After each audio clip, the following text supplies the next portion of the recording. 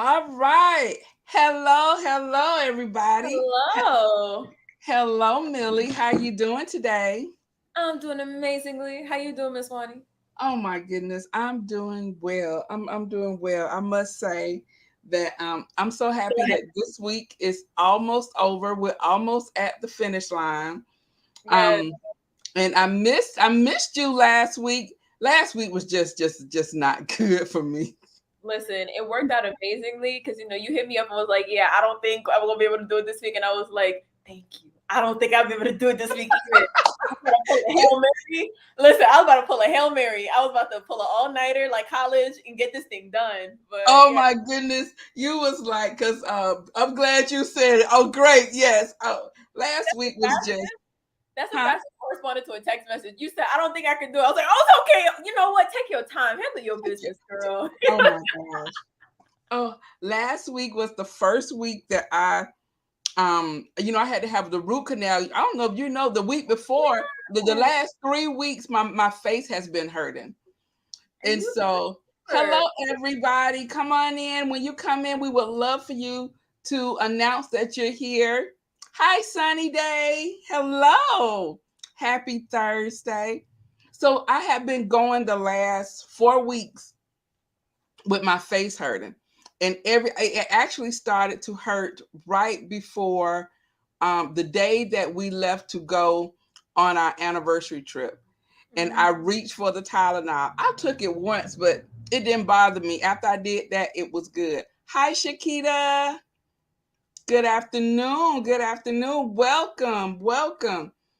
But girl, as the weeks went on, and as soon as I could not, I finally got into the dentist, but she sent me to a specialist. We already talked about that. Yes. Yes, but so they had to go in and do something what the other dentist did or whatever. But my face was on fire. Listen, I kudos. was, yes, Listen, girl.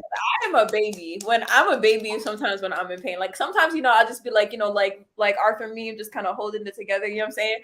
But Mhm. more often than not, especially when it comes to tooth pain, one time in college, I had this cavity and it was killing me. Like I was high key walking around looking like I was a little pill popper. The way I had like a little Ziploc full of Yes. Advil in my pocket, and in class I just be popping pills. And after a while, I was sitting there, I was like, I can't even think anymore. Like if No. like and the tooth pain is the worst because you The can't. worst. Most times when I'm in pain or if I'm uncomfortable, I'll go to sleep. The tooth pain is one of those things you can't even go to sleep to get away It, from it. wa- It'll wake it you up out wakes you your up. sleep. It was awful. It was awful. I ended up crying to the Aww. nurse, and I was like, I'm not gonna be able to take this. And I just burst out crying. She felt sorry for me, but so Yeah. I was able to get in. So last week, Yes. I was often on meds, and I would take the meds, Mm-hmm. try to take it before the pain, Mm-hmm. and it would make me go to sleep. Listen, it's better going to sleep than being in a living hell. So Yes, it was. I made a Yes, it joke was. to William recently because we were watching some things about pregnant people and everything. Not pregnant women, pregnant women. Because I Yes. we just be generalizing a lot of things too much. So pregnant women, and I was sitting there and I was just like, goodness. I was like, when I get pregnant and I go into labor. I was like, Edgar, I need you to make a promise to me right now. I was like, if you hear me scream your name, I need you to bust into the living room and punch me in the face, knock me out. I don't even want to be. I don't want to Oh contact. my gosh. Let people tell it. I got this homegirl that I reconnected with recently, and she has a child. Her child's like what 3 years old now. I'm like, girl, you have a whole child. So she's married. She has a child, and I just remember being like, I was like, so tell me, how is labor? I was like, is it kind of like period cramps? She was like, imagine your worst period. I was like, yeah. She was like, multiply by 100. I was like, By Lord. 100. I was By like, Lord, 100. watch me get this money straight so I can get a surrogate. Oh, girl, you say because it won't be me. It won't be me. So, thank you everybody for coming in. Millie and I, we're just chatting. We're waiting for everyone to come in, but we want to welcome you and thank you for joining us tonight for tonight's book club.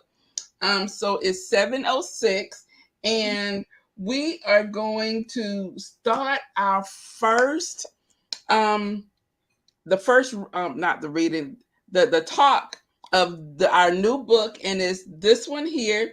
Don't settle for Is safe.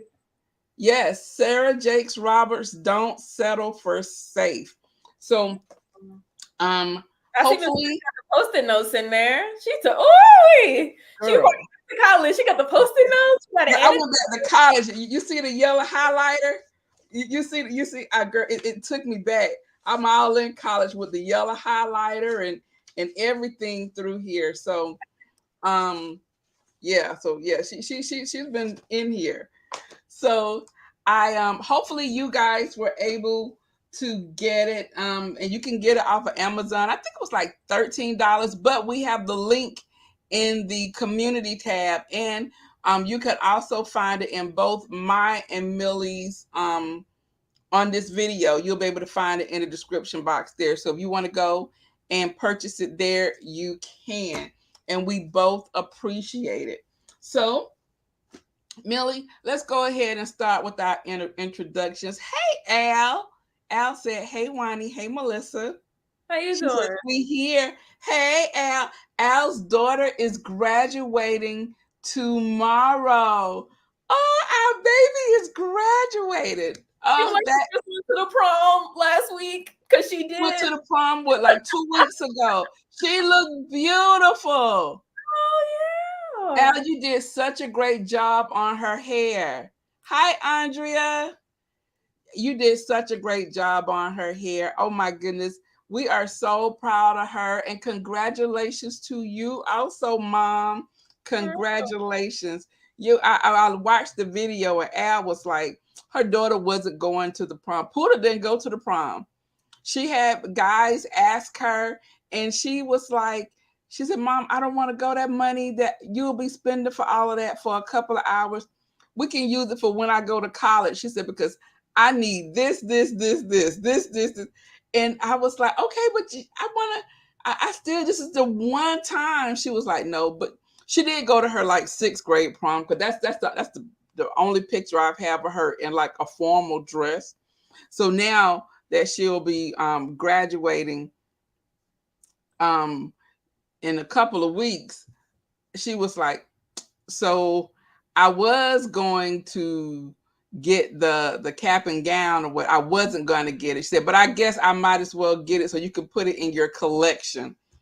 So Listen, I think at some point kids just need to learn that there's certain things that aren't just for them, it's for their parents. Like you don't go to prom for you. You go to prom you for your know, parents. you You don't go for your graduate parents. you go for your parents. Oh, she said Puda and Nadia have the same birthday. Those doggone Virgos, girl, they would turn your world upside down. Oh my. So that explains a lot, because Puda, she doesn't like to, she's not like an attention person. Mm. She's cool being on the side or whatever. I'm on the other end. She's definitely not like me. I'm like, hey, she's all reserved and whatever. Yeah. Yes.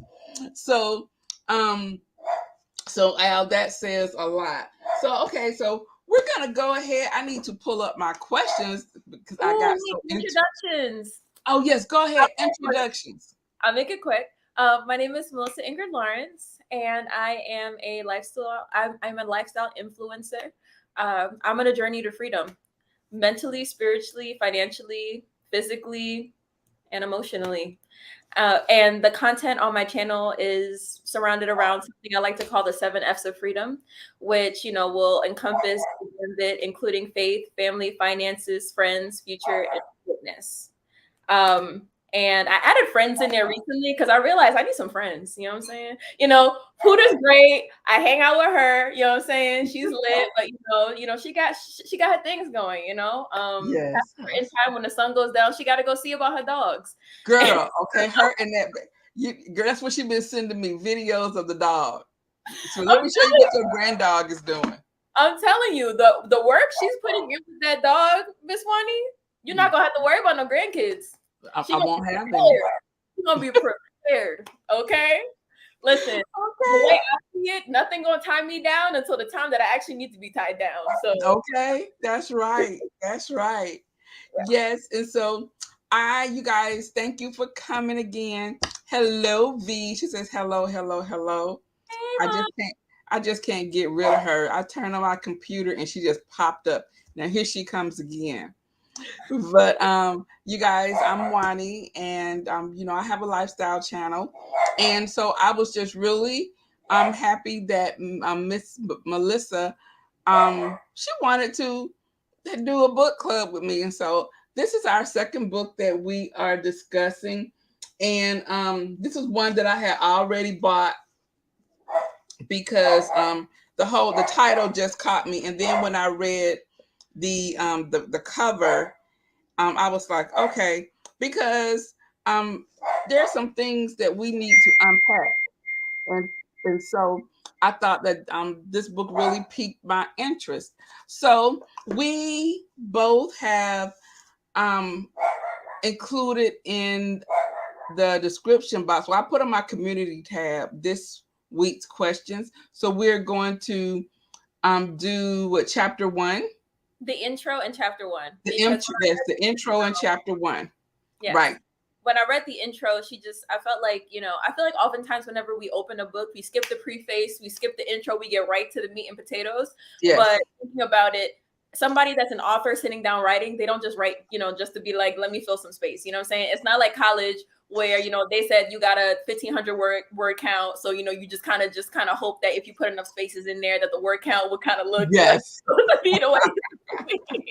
Yes. Actually, let me not give myself away. I mean, they can't take the grade now, but girl, because that's exactly how it was. But at least you guys had that back in the day. We were sitting up there counting until I got like a word processor, and then it would tell me the counts.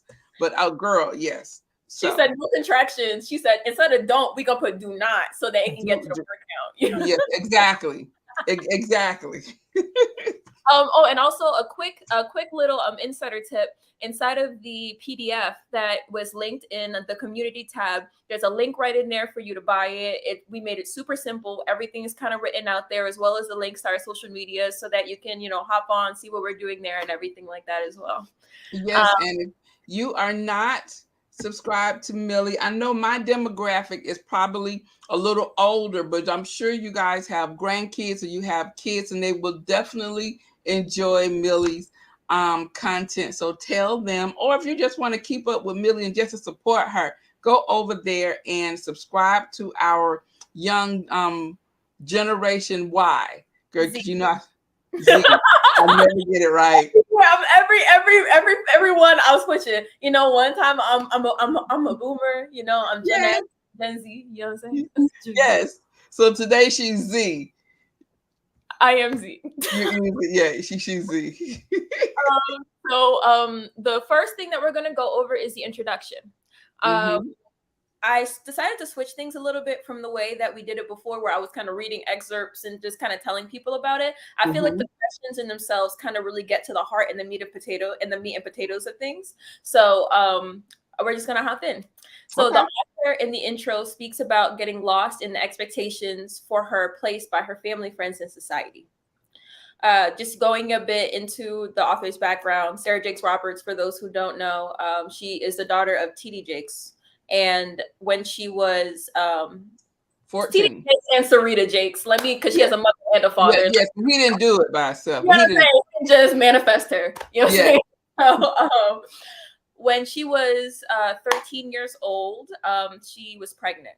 She became pregnant, and there was a whole bunch of scandal and everything around that during that time. I must have been in third grade or something like that, not buying real estate when I should have in 2008. I mean, what was I doing? So, watching Power Rangers apparently. So in that, there was different expectations placed on her because, she's a pastor's daughter. And then, she got married young. She got married, she got divorced at the age of 23. So I'm not sure if she got married with the father of the first child or she didn't exactly go into it. She didn't go into that, yeah.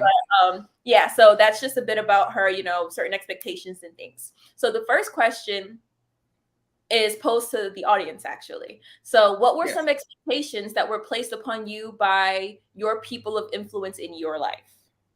Yes. So this, how we want to do is hopefully we can get you guys more interactive. We really want to hear your thoughts and your opinions and your experiences.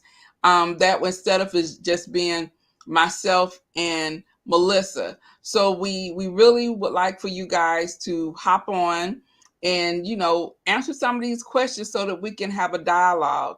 And remember, there is no judgment because we've all been through something. We've all done things, and there are things that we have that we can share that can help somebody else. So don't think of like whatever you have gone through or whatever, that's just your story, because you don't know how your story can impact somebody else. Okay. So I'm really big on like girls and sisterhood and and all those types of things. I talk about it all the time, and I want to have that same type of interaction and dialogue here. So I want to make sure that I put the link down, and we can actually have a couple of you guys up at a time. I still want to limit our time up here to about 3 minutes so everyone can come up. I mean, it's not like y'all been clamoring to get up here, but I would love for you guys to come up and just share, and then we can just dialogue off of each other. Okay. So um so read the question again, Millie. So the question is, what were some expectations that were placed upon you by your people of influence in your life? Okay.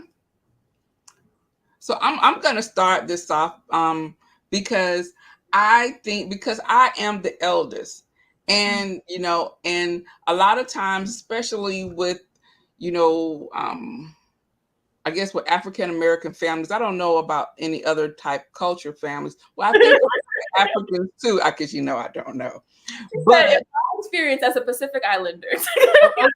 okay, thank you. But being the eldest, you have tremendous amount of expectations that people place on you, and a lot of it isn't warranted. People don't think. I mean, people, when people are sick, they want the eldest to take care of people. When take care of the business or whatever, and the other siblings tend to kind of waver in the background. They don't want to have anything to do it. I joke with my brother all the time. I'm like, dude, this the eldest thing was cool back in the day because I could tell y'all what to do. Right now, I don't want to do this. I don't want to do it. So those type of like of expectations, and you're told that should be an honor for people to trust you. That's not an honor to me. um it's not. I think the whatever it is should be evenly distributed. If you have more than one kid or whatever, all that should be distributed, and it should not be just the eldest has to say so and everybody else gets to lay low. So those Oh, types of that's the bar.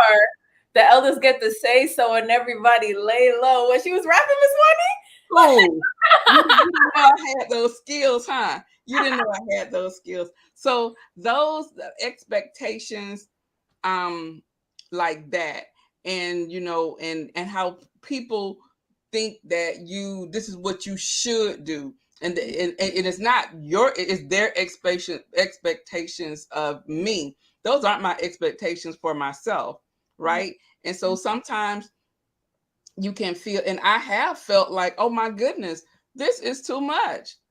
This is literally too much. So anyone else have anything to say about the questions? What are some expectations that were placed upon you by your people of influence in your life? Oh, on Northern Dame said Asians. Oh, yes, that's another one. You are so correct, because they're actually they have expectations to take care of their family as they get older. And I, a lot of times when you see them in the market or whatever, they'll generally have like their older parent kind of like walking behind them or whatever. They have them with them. So yes, that is very true. I know I Very true. definitely hop in here a bit. Speaking from the perspective of somebody, first generation American, my mom was born and raised in the Caribbean. For those of you who haven't seen her channel, she's gotten her accent is kind of, ambiguous now, because it's a bit Caribbean, it's also a bit Jersey, but then it's also a bit Southern, A bit a southern and Northern Southern Belle now. So definitely coming to being in America and like being first generation American. My grandmother and my mom, put a lot of emphasis on education and just going to, just do your best, mhm, and especially with a lot of the stuff that my mom experienced growing up in America to the point where she had me. I wouldn't necessarily say that there were expectations that she put on me per se, but I do know that it wasn't necessarily like expressly said, but in a lot of instances, because so something a lot of people don't, I guess you guys would know about me. Growing up, I had like a really serious speech impediment, like a very bad stutter, like to the point where like I couldn't really like string words together. And so a lot of people can't tell now because of just how I've been able to because you can flow those bars. So I know because of that, especially as I got older, a lot of teachers and administrators put me in leadership positions.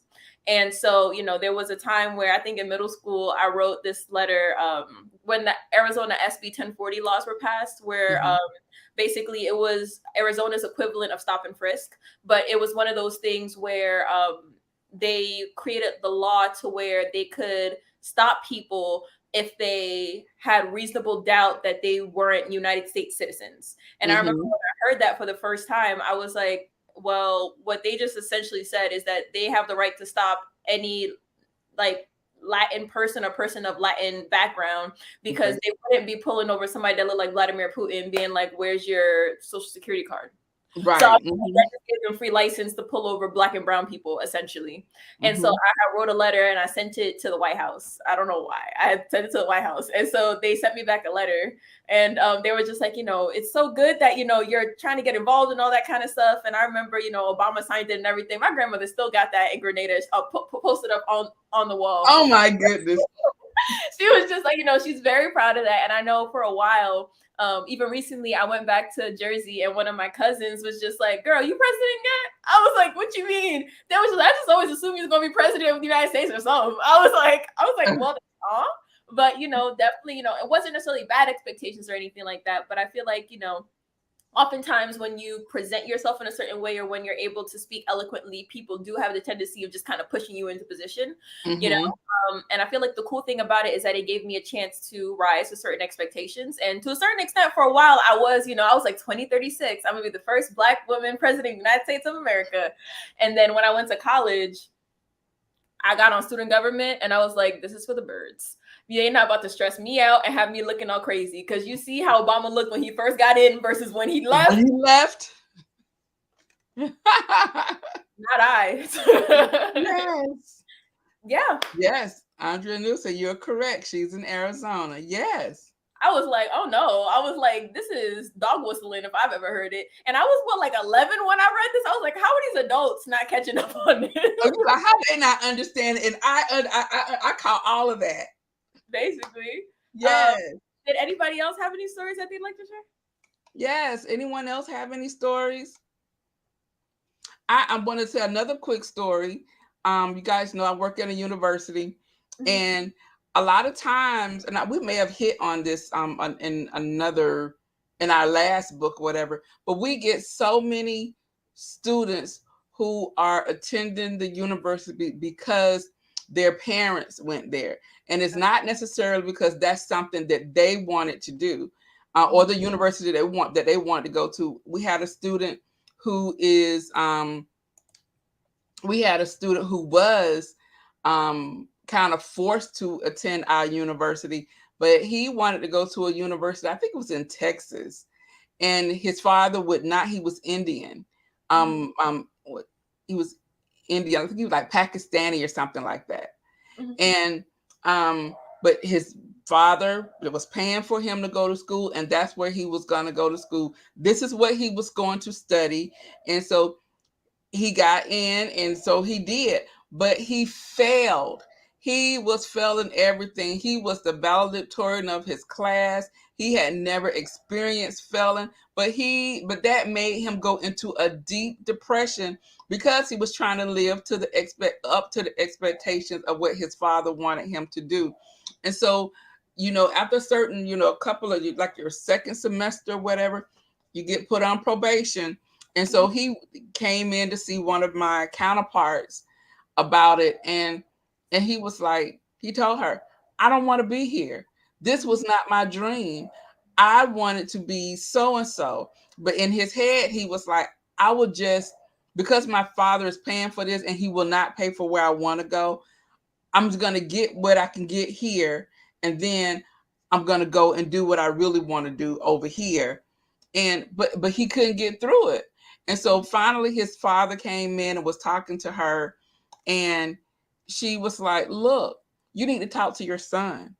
You need to talk to your son and listen to what he's saying." She was like, because you don't know how many kids around here every year they commit suicide because they can't cut it, or graduation's coming and they couldn't tell their parents they're not graduating. They got people coming from all over the country and they celebrating them, but they're not. And so when he talked to him, he was like, he came back, the father came back and told my counterpart, he is so unhappy. She was like, he said, I did not realize that he was so unhappy. And I was making my son sick. And he was like, I'm going to let him go where he wants to go.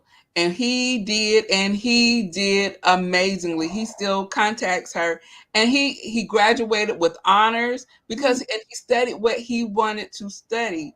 And so, that is one story I have of people trying to being forced to live up to other people's expectations of what they want them to do. Mm-hmm. And I guess something to add on to there, just, as like a form of encouragement, I heard this quote recently. I think it was by Marcus Aurelius. He's a famous Stoic philosopher. And what he was saying is that anybody who can be forced to do something against his own will doesn't know how to die well. And I'm not necessarily saying that, the young man in the story should have like died or something like that. Cause suicide in college is a big thing. I remember my freshman year, I think in the first semester, like 4 or 5 kids committed suicide. So, like throwing themselves off of things, suicide. And Yes. so I remember my mom, she got a text message because they had sent out this little alert, and she texted me. She was just like, "You better do no, that's stupid." Okay. It was like a random text message. She was just like, "You better be doing that stupid out there." Okay. I guess at some point you just kind of got to realize that it's your life, and even if your father won't pay for it, there's ways to pay for it. You know what I'm saying? So I'm glad that his father was able to come around. But I guess as a piece of encouragement for anybody who does watch this, who is in a similar situation, whether or not your parents are going to back you on it, you're the only one that has to look at yourself in the mirror at the end of the day and be comfortable with the decisions that you've made. That So is so true. my expectations for my mother was for me to do better than she did, which was not always easy because it made me overthink things a lot. Yes. I feel that. Yeah.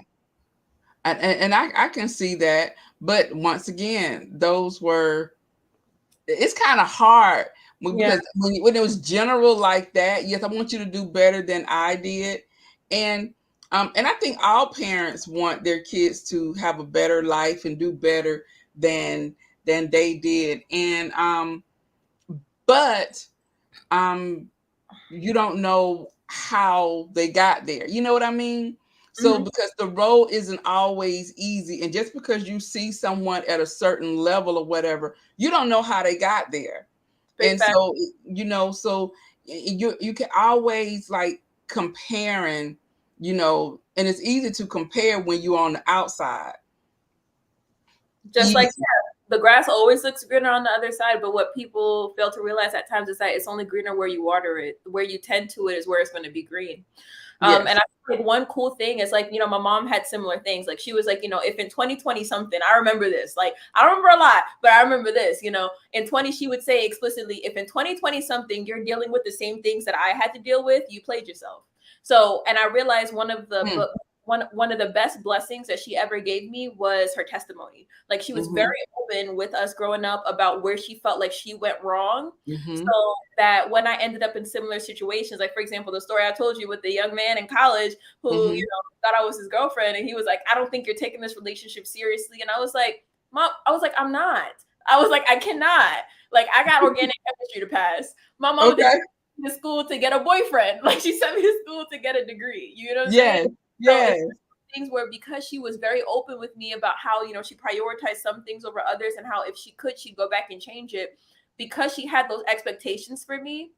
You know what I realized? The difference is, Miss Al, that sometimes expectations can allow you to be able to look up to somebody in like an over idealistic way. But for me personally, what it did is it didn't lower my mom in my eyes, but it made her human. So that what I got to see was that, because my mom, high key, like she was the image of perfection growing up for me. So like she had like little veins on her arms and everything like that. And when I was younger, I was trying to like get them, you know what I'm saying? I just wanted to be her basically. And so, because she let me know what her flaws were, it allowed me to see her as a person. So it allowed me to see my mistakes as a person. Like going back to the that you said about the man in college, I was that student, you know what I'm saying? Always put in leadership positions, pretty much got straight A's and all that kind of stuff. So when I went to college and it just wasn't like the math wasn't mathing, everything wasn't doing what it was supposed to do, I fell into a bit of a depression too, calling my mom, crying and being just like, Mommy, maybe I'm just stupid. I don't know. Oh but my goodness. In high school, to a certain extent, they kind of gave you all the answers and all you had to do was be able to regurgitate it. In college, you got to read the textbook. You got to do all of this. I remember it was junior year of college. I was like, so you telling me that if I read this textbook, I'm going to pass the classes? They was like, yes. I was like, in the school that I went to, I don't know about y'all, but I went to school in the hood. So we barely got textbooks. And if so, we kind of had to share them. So one of those things where it's like reading the textbook wasn't really a thing. The teacher basically kind of told you everything. And for me, I'm pretty good. I listen to things and it's just in there. So I was like, why are you putting all this stuff on the test that she never talk about? That's crazy. But I mean, thanks everybody for sharing. Did you have anything else you wanted to add, Miss Wani? No. We can go to the next one. Yeah. So the next question is: did those expectations align with your own? And from the story that you told, no, it didn't align with the expectations that you have for yourself. So seems like we answered that. And then my next question was: did you live up to them? So we did not answer that. Do you feel like you lived up to the expectations that were placed on you growing up? No. Those are expectations now. No, I don't. And so there's still the expectations. There's still the expectation. But you know what? I just had to. I've learned, and I am learning to say no, because there's a lot of things I just can't do. And the thing is, I know me. People who you may have been around me all my life or whatever. I say, and people think they know you because they have been around you, like your siblings or whatever. And on the exterior, you may seem strong or whatever, but you don't know what's going on.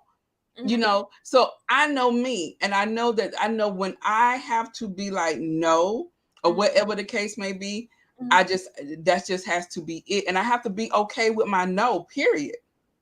And you know what? Yeah, that is true. Yeah.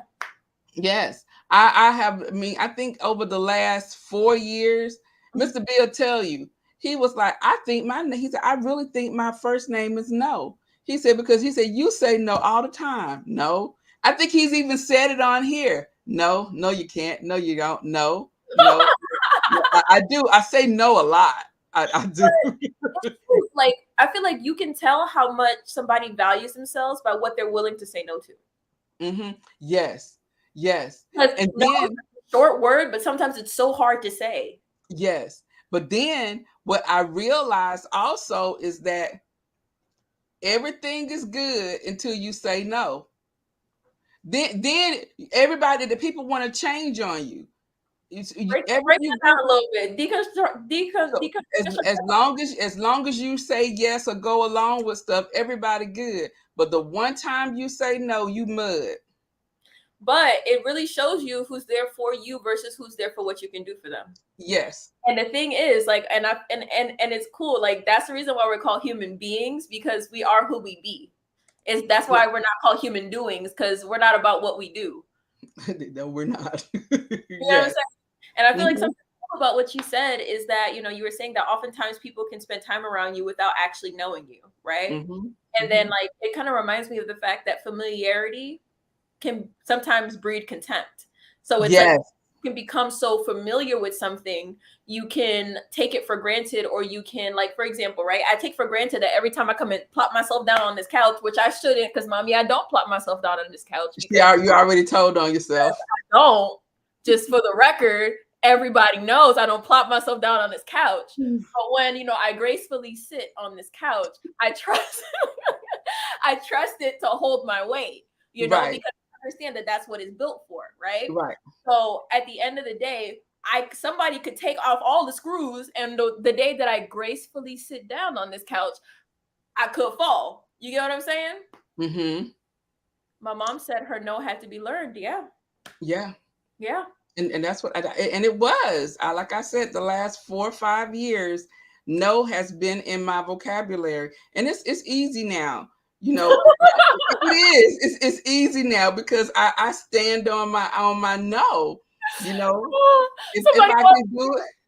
Somebody walked in and Miss Bonnie just like, no. No. No. If I can do it or whatever, I will. If I can't, I won't. And yeah, I mean, I just, that's just how it's been. What Tori said. Oh, hey Tori. Hey Tori. Hello. Thank you for joining us.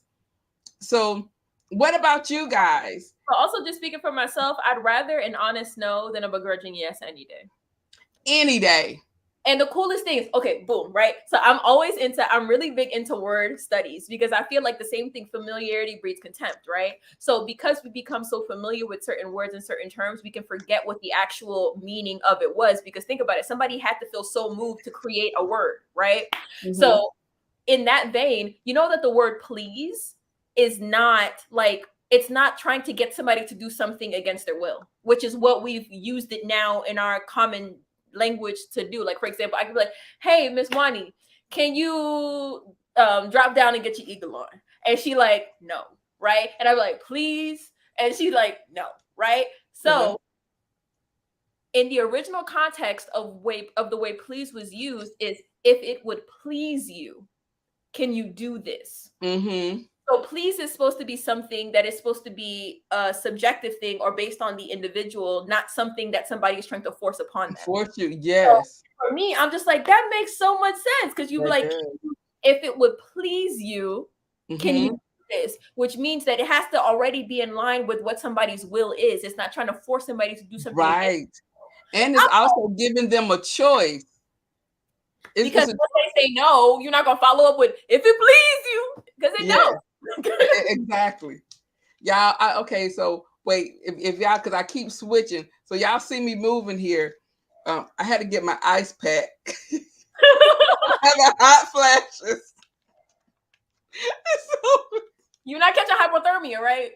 No, I'm not. Okay, I'm good. Okay. So the next question is this. So the author states that after her divorce, she needed to get a clear vision of who she wanted to be. So the question as a part of that statement is, has there ever been a monumental moment in your life after which you were forced to get a clear vision of yourself or for yourself?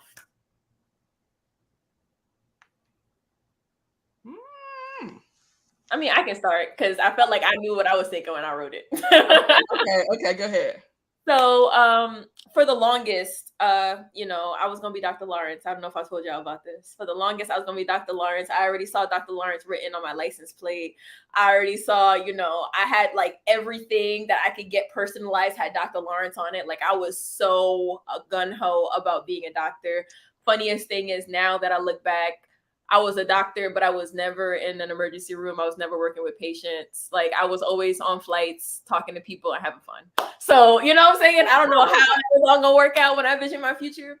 But I remember a couple, maybe like 2019, I graduated. No, 2019, I graduated from college. Shortly after that, I went to work at Starbucks in my local area.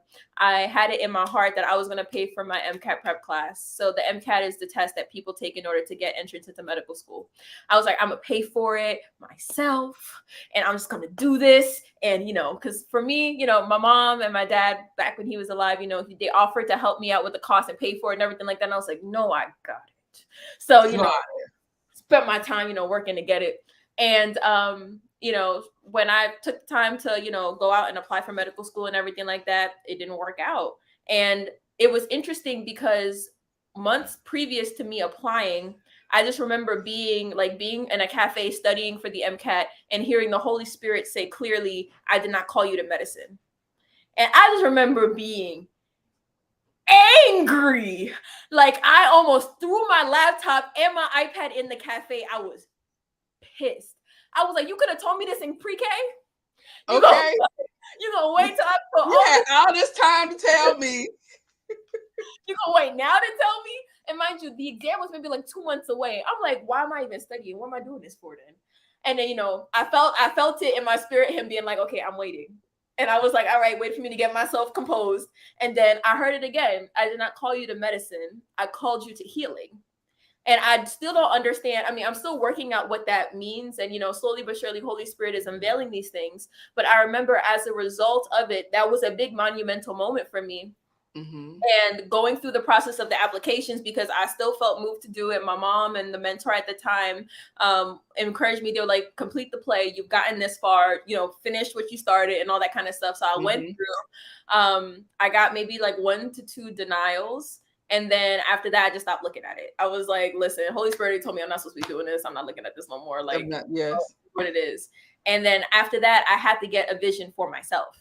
And, slowly but surely things are unveiling, and I'm recognizing that, my testimony and the things that I've been through, as well as the different experiences, I don't necessarily know what healing looks like, but, I'm still developing that vision and everything like that. Hence the YouTube channel, I'm on a journey to freedom. I realized that a lot of what my healing looks like is freedom, and hopefully helping to free others through my story and just different experiences. So, that's what kind of went into starting the channel and just kind of getting involved in that way. Yeah. Okay. All right. That was interesting. That's very good, Millie. Look at you. little Generation Zer with an experience. You know what I'm saying? They do it every now and again. Every now and again. Well, I would say for me, okay, guys, I want you guys to come up on here and let us know has there ever been a monumental moment in your life after which you were forced to get a clear vision for yourself? We're talking, I could speak about when I was done with college. Or was I was done with college, I believe. And it was a position that I had, and I remembered I went to a lecture or something, and the speaker said that in college you had 2 jobs. Well, you had 2 jobs. How did his quote go? The end result was you're either going to get a job, or you was going to let somebody and get a job and allow somebody to determine your path, meaning someone else is going to determine when you got a raise, when you got a promotion, whatever, or you were going to create your own path. And I was like, oh, that's true.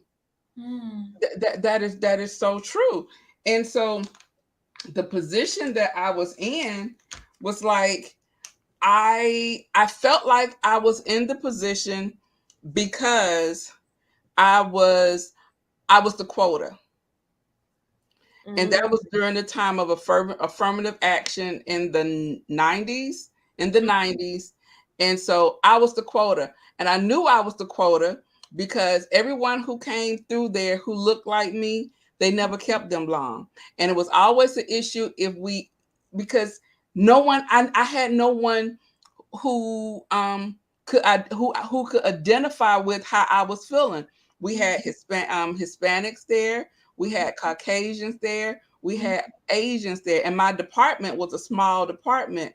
But every time there became two African Americans, one always left. I was the safe one, so I never left. Everyone else always they got rid of, and so and I was like, huh, and that always stuck in my head. So that really started me on the trajectory of like, okay, girl, are you gonna let this person determine your success? And I have always been the one who would, I am the I'm gonna show you type person. You know, Mm. I'm that person because I had a professor. Now I'll tell you guys, I I'm not a lot of times when I'm typing, I type fast and I have to go back and autocorrect, right? And then and sometimes my thoughts are faster than my fingers. And You're like, so I remember, and this back in the day before we was, I think we was probably on typewriter. And I think I had, my mom had just got me a word processor. So, I thought I was fancy. hey. And, but I remember typing and I turned in this paper. And so this was before, um, like spell check and all that other stuff.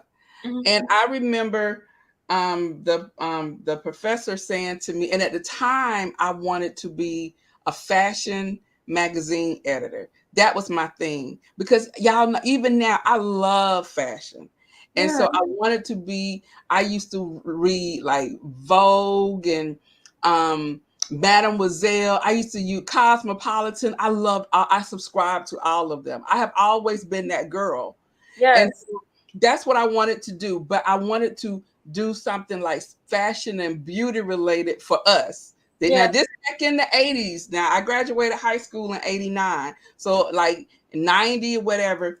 And so I remember I was taking this class, and it was some type of fashion class or something, fashion editorial or something like that. And once again, I was the only minority. Mm. I was the only African American. I wasn't the only minority. I was the only African American, but I was in California, and that's weird because I was a minority in California. So Mm. I was the only one in the class, and she said to me, "My goodness, your writing style, you really need to work on that." And I was like, okay. I was like, well, it'll be working on. She says, your parents are just gonna have to really. I said something about, well, my family has money. I can pay for whatever it was I want. I came back with that because I felt like she thought that I was from nothing or whatever. I don't know why, but it's just something that she said to me. And so she said, well, they're gonna have to spend a whole lot of money on you. And I said, well, they got it. Wait, in And front of everybody? yes, These yes. secrets out of pocket. I got a story. I got a follow story. Continue. And so I was like, oh my gosh, that that right there.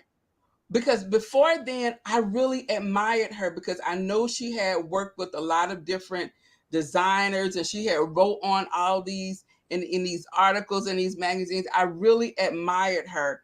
She crushed me a little bit, but like I said, I'm the one is I'm gonna show you. And Yeah. so um after I graduated, a couple of years later, I went back. I went back and I specifically went and looked for her because we had this store that she created. And so we would get like a lot of different designer things and stuff from different stores. And so they would sell it for the students. It was for the scholarship fund. So I went there looking for her and I found her and I found her and I went to her and she was like, oh my, how are you doing or whatever. And I told her exactly how I was doing. I told her, I said, what you said to me back in 1990, 1991, I said, you crushed me a little bit. I said, but your words also pushed me to show you and so that I can come back here and tell you how successful I am. And then I went and told her that I was working at the big university that everybody wanted to work for, and I was the event coordinator. And at the time, I was doing the event for Crouching Tiger, Hidden Dragon, and I had done a event for Stevie Wonder and Angela Davis. I ran down to her everything that she said that she did not think that I could do, how she made me feel. You didn't stop me, but she encouraged me to be like, oh, I want to come back and let you know. And I wanted to say thank you. Thank you, because I kept what you said to me and how you felt about me and your thoughts of me in my head. That pushed me and motivated me to keep aspiring for what my goal was, because I was like, so she really thinks that I'm nothing, or that I couldn't do anything. Now I did not do the editing thing that I wanted to do, but I still ended up sort of kind of in the same field. I was still in entertainment. I mean, I see a lot of parallels between what you wanted to do and what you're doing now. Mm-hmm. Think about how many fashion writing editors don't even have a following that you do. You have over 20,000 subscribers. Some people haven't even touched 20,000 people. Yes. You may not be writing your fashion, but your life, it says that a picture is worth 1,000 words. You're doing video. That's at least worth 1 billion or 1 trillion. So I say, shushu. But yeah, I mean, teachers, wild. Yes. In high school, there was this one teacher. I was really close with my I am really close with my high school principal. She's like my second mother. Like, used to drop me off after school, used to pick me up. We just really nice, close relationship. And it didn't exactly bode well with a lot of the teachers. They didn't like that because they felt as if I was getting special treatment and all that kind of stuff. Little did they know, she held me to a different standard, and I got in trouble more than anybody. Okay, the girl was in detention for being late. Okay. She played no games with me, but I really do appreciate that, though. There was one time in a class where a teacher was upset about something that happened, and she kind of like out the side of her mouth said something slick about the principal.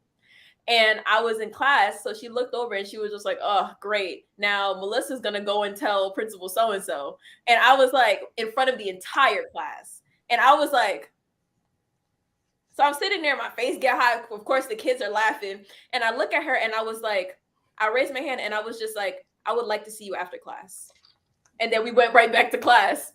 So then afterwards, I told her I want to see her after class. Yes. So everybody got, and then everybody was like, ooh, and I was like, I'm not playing games with y'all. So they got up and then they left. And afterwards, I pulled her to the side, and I was just like, see, if I was the snitch that you insinuated I wouldn't have this one-on-one conversation between the two of us. I would go downstairs and tell the principal exactly what you said and get you in trouble. Mm-hmm. Now, the next time that you feel like you have something to say to her, I need you to go talk to her. If you have something that you have to say to me, you pull me to the side and you speak to me one-on-one. But I don't expect to have this conversation with you again. Okay. And she was like, like, I'm just sorry. It's just that I was just like, okay, I forgive you. I forgave you before I came and had this conversation, but I don't expect to have this conversation again. Mm-hmm. So then afterwards, I got up and I left. The funniest thing is my mom, she's the number one. I don't think she knows this story, but she's the number one person who used to tell me, Melissa, you cannot go toe to toe with your teachers. Okay. You call me and you have me talk to them. Listen, because I be checking teachers. There was this one teacher who tried to get me in trouble. She got me for no reason. I didn't even get to go to Six Flags that year. Let me stop ranting. Long story short, I remember telling her, I was like, she was trying to give me detention. And I was like, if I get detention, you're getting suspended. If I get suspended, you're getting fired. Oh my. I'm not playing with them. Because for me, like, I didn't do anything. Like, I was the chillest kid. The most I got in trouble for was either being late, being late and then trying to show up to class with a butter roll, a bacon, egg, and cheese, and a hot dog, and still show up with food coming late. Or I get in trouble for like sleeping in class because they wouldn't let me talk. So I'm like, I finished all the work, so I might as well go to sleep. What you want me to do? Yes. So let's just keep moving. But oh no, wait, actually, something I wanted to follow up with question-wise, based on your story, is what do you feel would be necessary to accomplish that vision? But then I just realized I answered the question because you're already fulfilling that vision. You're just doing it through YouTube. Exactly. Listen, God is good. It's just the vision Yes. might not play out the way that we thought it would, but it always does. Exactly. It does. Did anybody have any comments and that you wanted to put up? Yes, guys. I'm keep putting the link up. Okay, I thought maybe somebody wrote something. Mm-mm.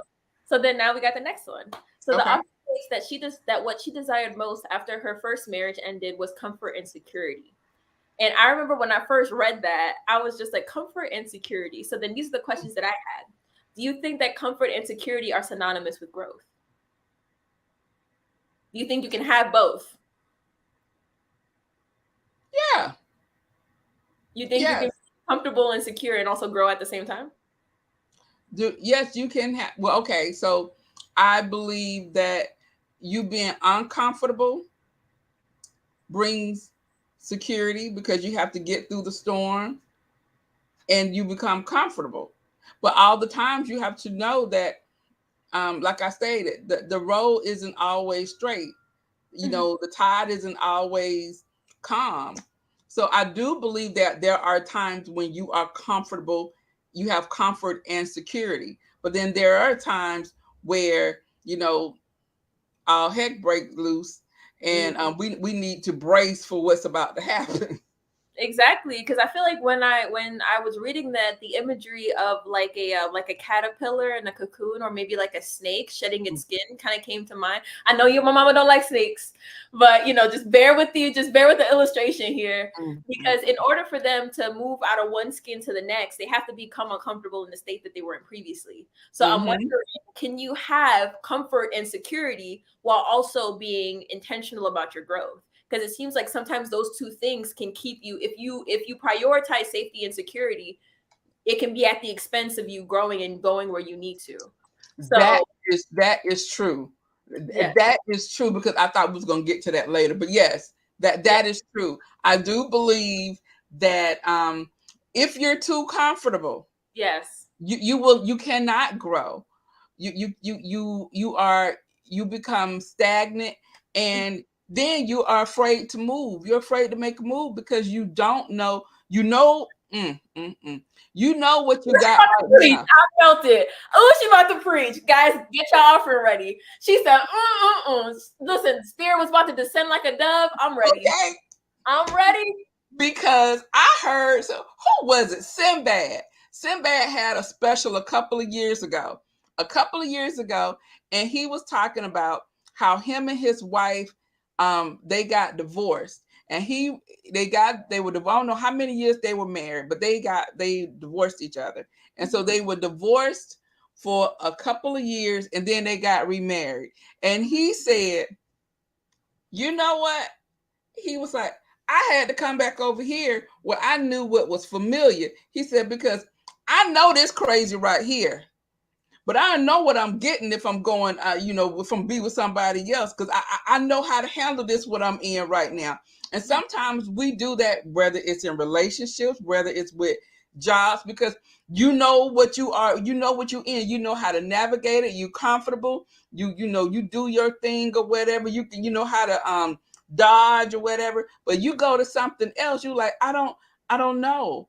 I don't know what I may be getting into if I'm jumping out the pot and getting into the kettle, or jumping out the kettle into the pot, whatever, you jumping from pot to pot.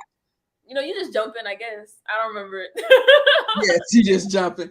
But yes, so Yeah. I do think that you once if things are too calm or whatever, you stunt your own growth. Yes. Because you know that job well enough, you know that area well enough, you know that relationship well enough. That's why even in relationships, it's like you always have to do something, or you have to have like spice in it, because it becomes stagnant all the times. Things aren't great, I mean, all the times, But and when you have like lows or whatever, you each one of you guys, you like somebody has to realize, uh-oh, this is what's happening. We need to take it up a notch. I need to go in my pocket and get over in that corner where that little piece of lint is, and because I have some more tricks in my pocket. Let me show you what I'm working with. So Exactly. Yes. yes. Yes. And I feel like something that you said that just really stuck out to me was the Mm-hmm. fact that it just kind of reminded me that it's only in still water that you get the algae growing, that you get the Yes. mosquitoes, you get bacteria and disease. It's only when things are still, right? Not get your oven, Mm-hmm. get it ready.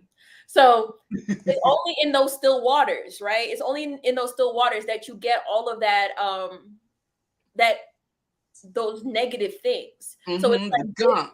and the cool thing about the way that in the way that I've been taught to see nature is that if God has something working in one space, because he is a consistent God, and because he's not and because he's not the author of confusion, you see Mm-hmm. it replicated everywhere. So if Mm-hmm. something works in nature, more often than not, you look at a majority of the parables and things that Jesus talked about, it was nature based, it was, farming based, like it was about nature. Like you can look in nature and see certain things that cross over. And Mm-hmm. speaking about comfortability in relationships, I realized at the beginning of the book club of Getting to I Do, in my mind, I was like, I don't believe in divorce. And, once I get married forever, and, welcome to death row. But when I really took the chance to just really think about it, I was like, no, no, no, no. Divorce is always on the table. It has to be. Like, it has to be. Because at the end of the day, once you get to a point where somebody knows that regardless of whatever they do, you And will you're cool. listen, because love without boundaries is abuse. Like, Exactly. say no, you're being able to say no is a boundary that protects you, and it shows your self-love. Right. So at the end of the day, everybody knows better not get too comfortable. Better not get too comfortable. Because at the end of the day, if you're not showing up, because think about it, a husband or a wife is the same as any other job title that you would get out in. That's right. If you're not living up to the expectations and the bar set and the You could be values, fired. You could be replaced. you can be replaced. You can be replaced. And continue working on yourself so that somebody got something to fear if to be replaced. And I'll do you just like the office do. Give you a box, put everything in your box. Hand your little pink slip. Give you a little pink slip. It There was you nice go. to be like, It was. Thank you for your service. Yes. And then the next question is, what do you think you would have to sacrifice in order to live a life of comfort and security? And that's what we talked about. You have to sacrifice growth. You have to sacrifice uncomfortability in order to have safety and security. I don't like getting too comfortable because I never know when the situation changes. I got to be able to move quickly, and I can't if I'm too comfortable. That's Exactly. If you sitting down there with your sweatpants on, actually, no, sweatpants are really easy to move in. Let Let me think about this. I'll think about the analogy and get back to y'all. I'm about to go somewhere. You know what I'm saying? Yes. I really thought I was going somewhere. Yes, that we are replaceable. Yes, we are. In all situations, yes. It is like money. You got some, so you spend and spend, but don't save for a rainy day. And you thought you was always going to have money to spend, and it starts to rain. Isn't that the truth? This sunny day. She did that one. And that's the reason why the Bible says to study the ant. And the wildest thing is I didn't understand what that meant at first, but the more I did study into it, the ant is one of the few animals that prepare, or it's not an animal, but one of the few living things that actively, first of all, have you ever had to wake an ant up to go to infest your house? Do ants sleep? That's what I'm saying. Have you ever had an ant to crawl up in your food? No, you wake up and the ant's about their business. The ant is one of the ones that prepare for the summer and the winter, and the winter and the summer. So the summer in your life is when things are growing, the harvest is coming, everything looks good. The sunny days, like Miss Sunny Day was talking about. And what they do is they prepare for the summer and the winter, meaning that, they know in those winter times and those hard times that good times will come. So they look forward to that. Right. in those good times, they're also preparing for the bad times. They're storing things and putting it to the side. So it's like going back to what I was saying, it's important to study nature and to study how the world works, because if we mirror those things in our own life, we see that a lot of that wisdom can transfer. Um, Mm-hmm. and then the next one is, how do you think we can continue to grow in the way that allows us to feel a healthy level of comfort and security? Well, one thing is that we have to continue to be open to learn and be open to change. Yes. We have to be. We are, you know, we are forever evolving. So Mm-hmm. you can't. And the other thing is, because I wrote this down when I was reading this, is that a lot of us, especially when you become a certain age or whatever, you you stop dreaming. You stop dreaming. What was that dream that you, something that you always wanted to do, and because life happened, I took a you, question later on. You got it. yes, girl, because I wrote it down in here. I was like, oh my goodness. So my question is like, what happened to your dream? What Yes. was it that sparked you, that you maybe you became pregnant and you had to stop and you had to take care of a family? Maybe it was or I mean, it could have been anything, because for women it could be so many things, and the reason that our dreams are typically curtailed or shifted is because it's not generally because of us, it's because of other people. And so what was your dream? What was it that, something that you always wanted to do, and you now you might feel like, oh, I can't do it right now. Yes, you can.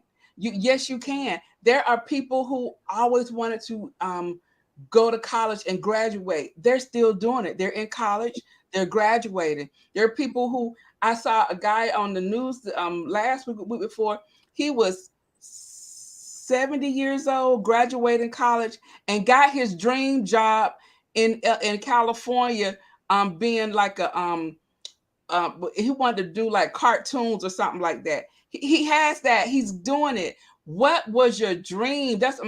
What was it that that you always wanted to do and you didn't? And so now life has happened, and you looking back and you're saying, woulda, shoulda, coulda, if I coulda. It's no such thing, because you still can. As long as you have breath in your body, then you still can. You I still told y'all to can. get y'all offer ready. I told y'all to get y'all offer ready. Get She your the anointing. The oil done dropped. The oil was dripping. I seen it. yes. I seen it. She says, I love what you're saying, when you got to open. Yes, you have to be open to change. Yes, not just Pastor, get out of my house, Wani. My mom and I were just having this conversation the other day. Thank you. telling you, Thank when God you. sends a word, he also sends confirmation. This is Mm-hmm. this is what I'm talking about. Mm-hmm. Look at this. That's That's amazing. And then listen, since you done did the segue, let's hop into it. I appreciate the transition.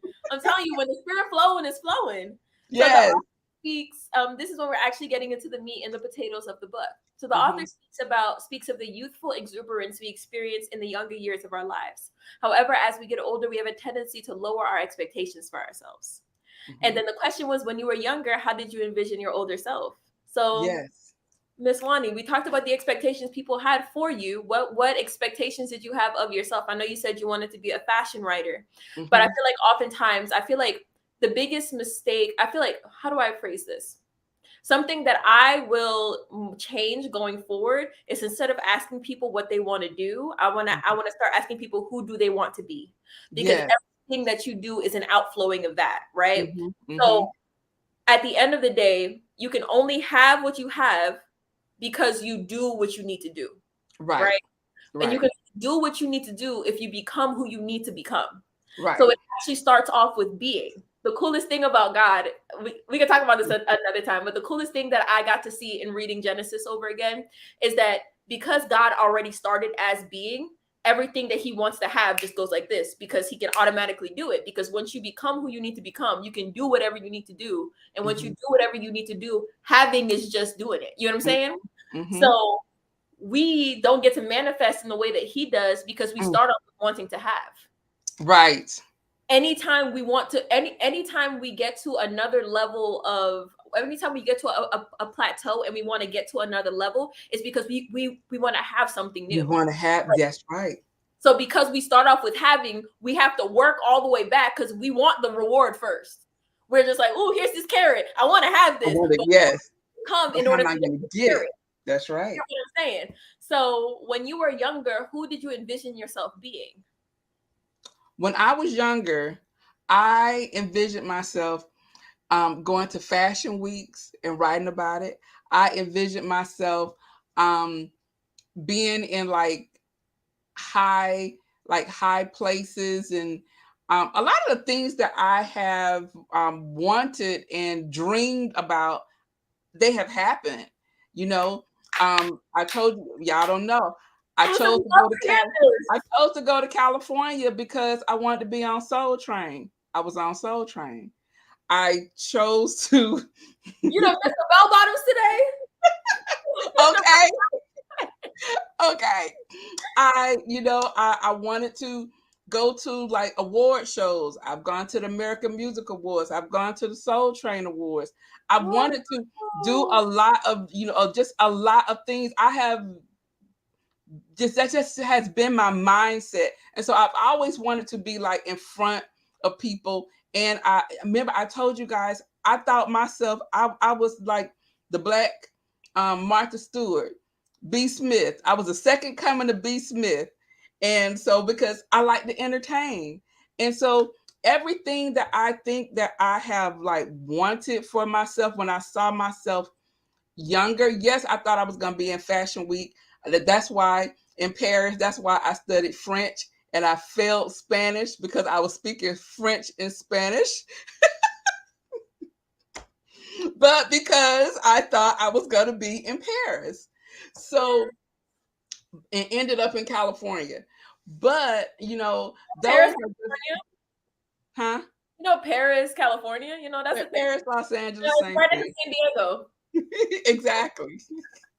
But there was just things that I've always wanted for myself, and I've always thought bigger. So even like when my job was created for me because of the things I like to have parties, I like to decorate. And and so because I was doing that at work, the job was created for me in California. That's how I became an events planner, because when we had things, I was like, oh, well, we need to make it pretty. And let me look at this caterer. This caterer does this, this, and this. And then I was interested in like the things that the caterers were doing, because I told you at first they thought I was going to serve collard greens and pig feet. But when they realized that, I was interested in like the culinary part of it, and I cared about the display about it. They was like, you know what, you are really good at that. You are really good at putting like things and, getting things together, whatever. So the job was actually created for me. And that's how I just kind of fell into it. And even on here, because I still share the same type of things that I do at work. Yes, that is so, and it's cool because listening to something that you said a bit earlier, which was the speech that was given to you, where they said that in life you will either have somebody determine your path for you, or you will be somebody who goes out and strikes their own. A lot of people could make the mistake by thinking that because you're employed at a university, that somebody is directing your path. I mean, technically, somebody is always directing our Oh, path. well, yes. Somebody's always directing our paths. But at the end of the day, it's up to us to show up and operate in our gift. You technically you created your own path and found a way for them to have to pay you for it. Thank Let's you. go. Pay you Yes. for doing what you like to do anyways. Anyway, she said, mine was to be a writer. I actually wrote a book, but then other things became more important and my dreams had to be placed last. But okay, but now you're about to be a whole empty nester, Miss Ma'am. We need to get on that book. And Where matter of fact, I have a couple of people in my circle who have written books, who are publishers. And so Miss Ma'am, a dream cannot be deferred. We can make that happen. she said I actually wrote a book. I'm trying to figure out what this book is. Yes. Oh, she said I actually wrote a book. Yeah, so wait a minute. Yes, you wrote a book, not that you, girl. So what happened? I'm talking about, you know what the funniest thing is? She said she wanted to be a writer, and look, she happens to be on a book club. Look at that. Maybe we need to read your book. That's what I'm saying. Yes. Listen, don't be out here talking about dreams. Yes. Yes. So so and then that's what I want to know. Al shared with her what her dream was. Indra, what was your dream? Janine, what was your dream? I mean, um, and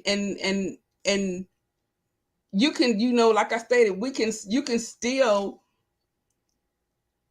let's read her. Janine's my let's read her book. It's That's in what. her closet. What? Listen, So Al, what you gonna do about that? I say, Oh let me Lord. go write my email in this chat real quick. You can send it my way. I'll read it. You know what I'm saying? Make a couple questions or something. You know what I'm saying? Tori said her dream was to be a computer programmer. Wait a Hmm. minute. My dream was so Tori. So what are we gonna do about it? Do you do anything with like in that era, in that realm for your current job? Do you deal with any type of like computers? Do you know like any what is it? Not the programming. Coding. Your coding, yes. She said, No. Janine, no, she don't want us to read her book. I'm telling you, right? I feel like my number one thing is to be able to die knowing that I'm empty.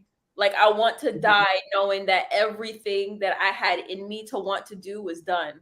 A CPA, but it didn't work out. I'm currently working as a biller. Okay.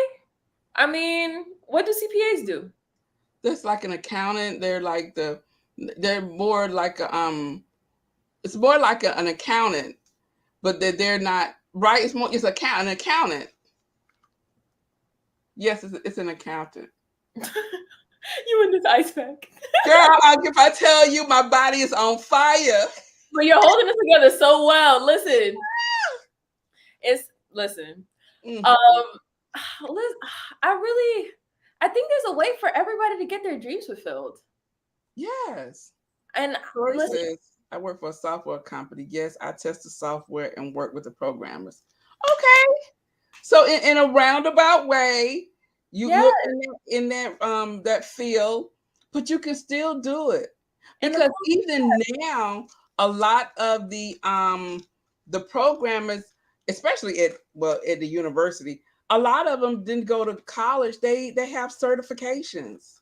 mm, And that's another thing, because back in the day, everybody had to have a degree, but now, and a lot of universities, I know at my universities, they're beginning to offer certificates, yeah, and you can have a certificate with that university on it, and in that specialized field. So you don't have to take all of those GEs. You just get the certification in that area, and that's one of the areas I believe the College of Computing may be offering.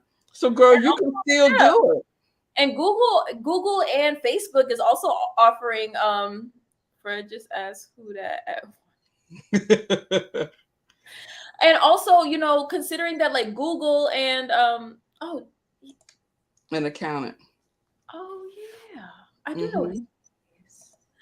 Oh, it's all these no, I didn't go. V, we already know. We knew that.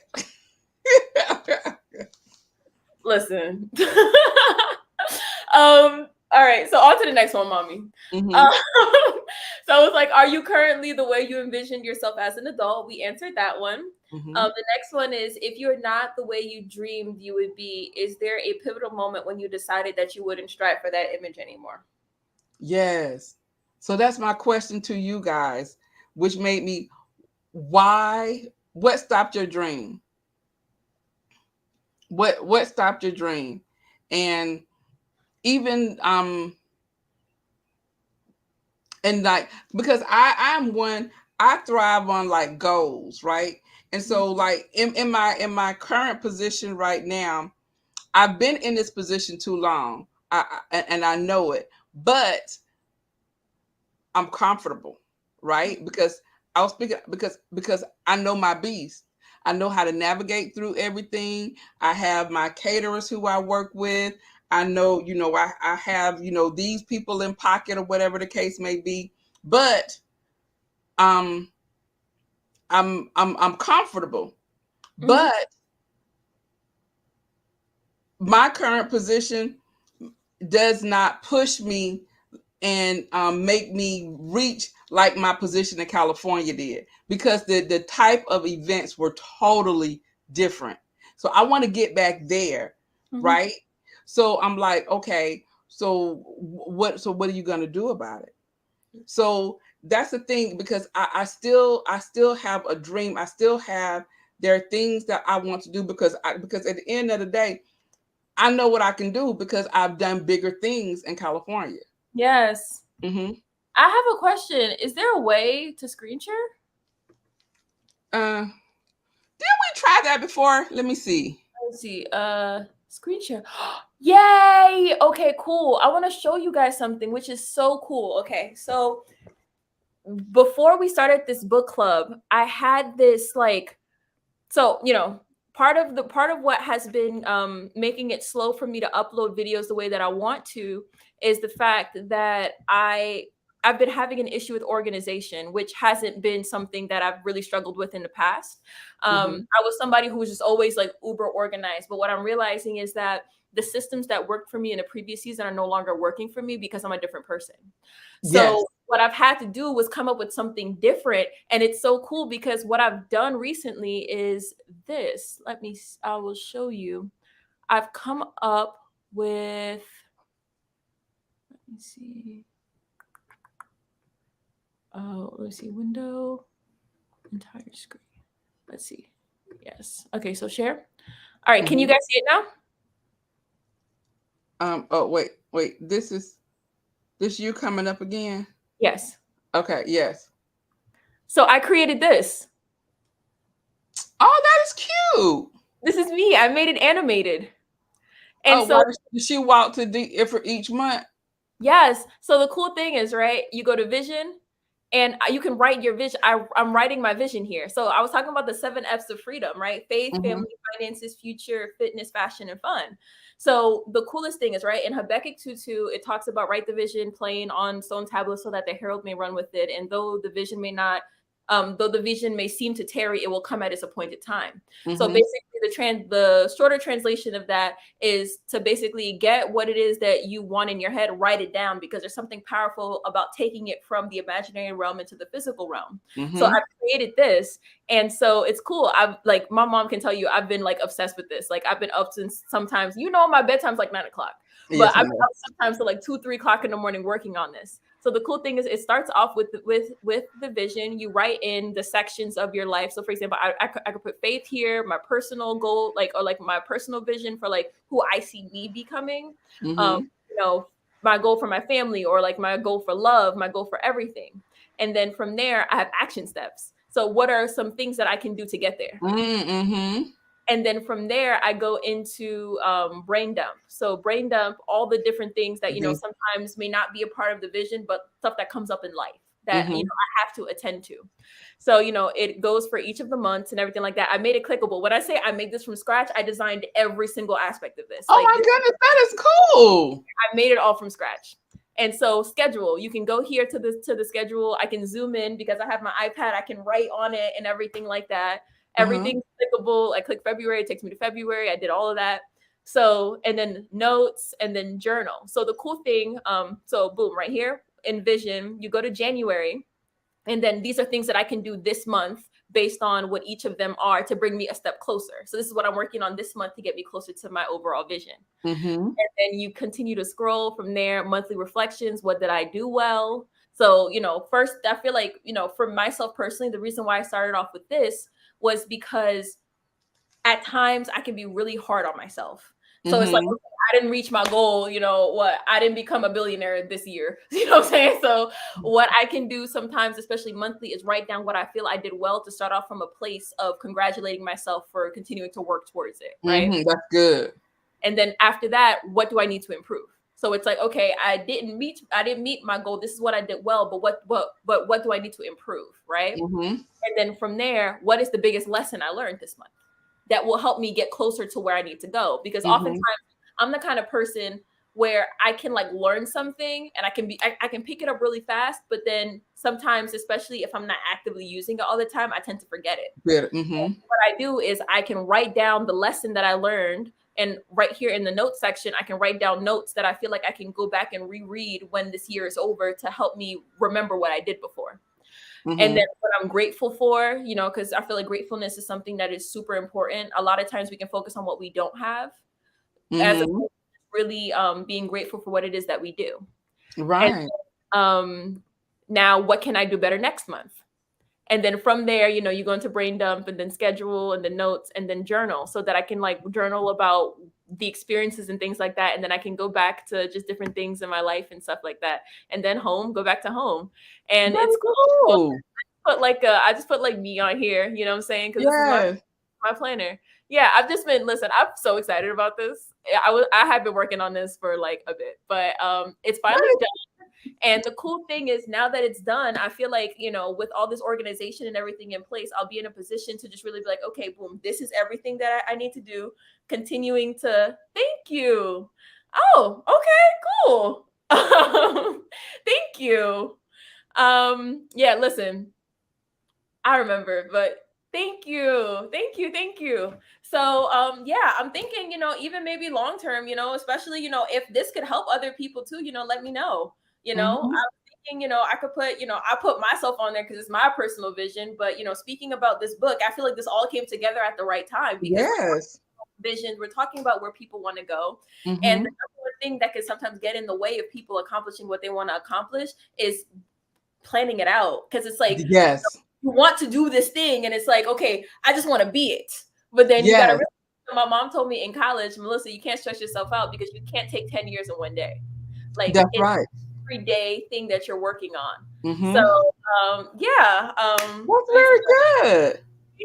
Thank you. So Indra said, so Wanda, would you move back to California? No. I would not. I think I everything that I was supposed to learn in California, I've learned. I had my best years in California. But living there now, I would not live there. I wouldn't go back there to live. Oh, also before we hop off, before we switch gears, if anybody wants one, I'm selling it. What I could do is I could also, take, if you have an image that, you want to use, I can take that and animate it the way that I did for myself. And then I was thinking that, merch, yes. Still working on the pricing and everything for it, but I'm going to put my email. Let me hop onto the chat. I'll put my email in there, and if you're interested in it, let me know. Send me the picture that you want, and then I can animate it and put it on there too. And you can let me know, if you like the colors that I'm using. If you want different colors, I can do that too. Yeah, I'm so excited about that. And the coolest thing is, as we continue to move on, we can, check in on how you guys are moving and progressing towards your visions and your goals and everything like that. And I think it'll be pretty cool. I'm not gonna lie, I was up some nights looking like the mad professor, but I kind of yes. You want to grab the next question, Miss Wani? Where are we at now? We are at the author speaks about the importance of being able that's what I thought. Okay. Yeah. The author speaks about the importance of being able to let go, and states that letting go is trusting that we can carry the lesson of our past in our hearts without constantly replaying the pain in our heads. What are some poignant lessons that you have learned as you grew up? Well, I agree with this one, because I am definitely the one, I let go everything. I don't hold grudges. I don't harbor anything. I say what I say or whatever, and then I'm done. If I'm mad at you, I'm mad at you for that time, and then it's over because I'm not carrying that. Because at the end of the day, I'm the only one who upset. I'm Yeah. like, why? Why do that? So I'm good at letting go now, but I will let go people too because it's only a certain limit. I'm gonna let anybody do me any type of way, and I'll let you go, and you won't even know it. So I don't have a problem with letting go. Period. But I do believe that there are times, that you have to let go because I also believe that you holding on to things and not forgiving yourself or whatever the case may be, that brings illness, Mm-hmm. and it brings stress and everything else. So I definitely believe that and then if you're a person who can't let things go, you a lot of times, and I say this, and I don't want to be rude or anything, but you can't let go of things if you don't acknowledge the part that you played in it. Because all the times we are not the victims. Sometimes we are an accessory to the crime. So Mm-hmm. certain things that happen, they happen because either we allowed them to happen or we participated in the action. So Yeah. yeah, so those types of things. So I have to, and I'm always honest with myself because you know we play if it's dealing with us 9 times out of 10 we play a part in it. Yeah. So if you can't let go, you need to address the part that you played in whatever, and then just let it go. Accountability is a huge thing. I know Yes. one of the biggest things that I learned recently is that, especially as a woman, you can't control men. You cannot control a man. No. The only thing that you can control is his level of access to you. Because men are going to do what they can, men are going to do whatever you let them get away with that still allows them to have access to you.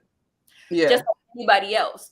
Anybody in your life will only do what you allow them to do to the point to where they no longer allow that to the point where they no longer have access to you.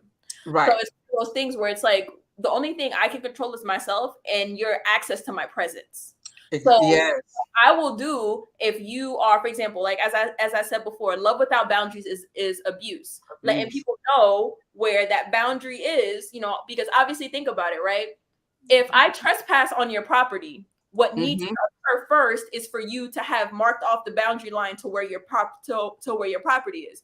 I can't Mm-hmm. trespass on free land. I can't trespass on certain things because the boundary wasn't set there first. So if Right. it crosses the line, you let them know. They continue to act in that way, they no longer have access to you. And that's the punishment. People think that you have to be vindictive or that you have to go out of your way to be vengeful.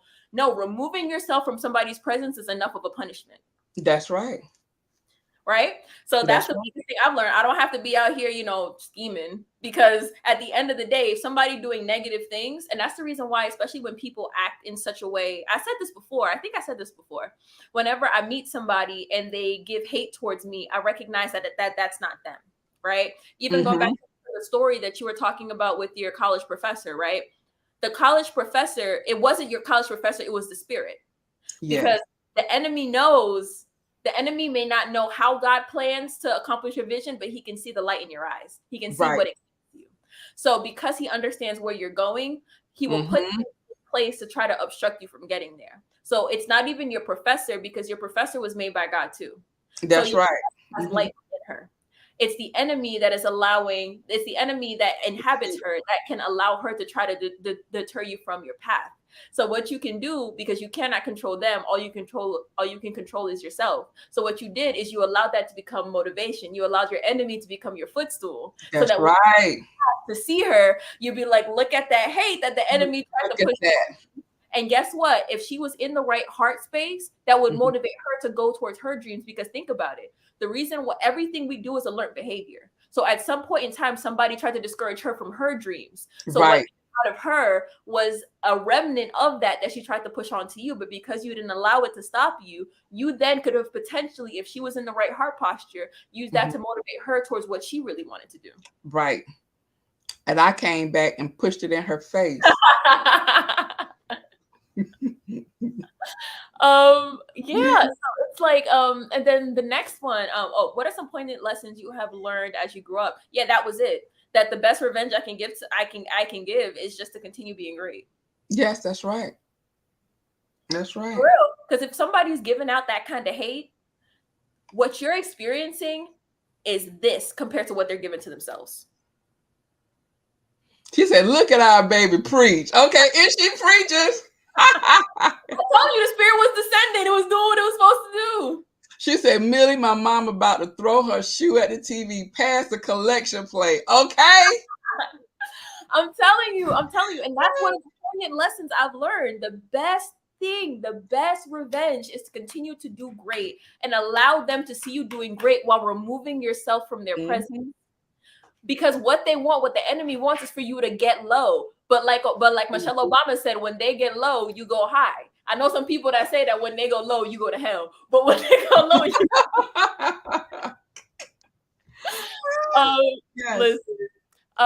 And then oh, what methods have you used to heal from the pain of the past? Uh, I know like Miss I Wanda said that her revenge, that her method to get over it was to go back and be like, look. She said, look, don't believe me, just watch. just okay. That exactly. But but I did say also that you know, um, I don't hold grudges, but I have to know the part that I played, and I have to atone for that, whatever that is, and keep it moving. I accept it. Okay, I did it. I acknowledge I did, or whatever the case may be, and move on.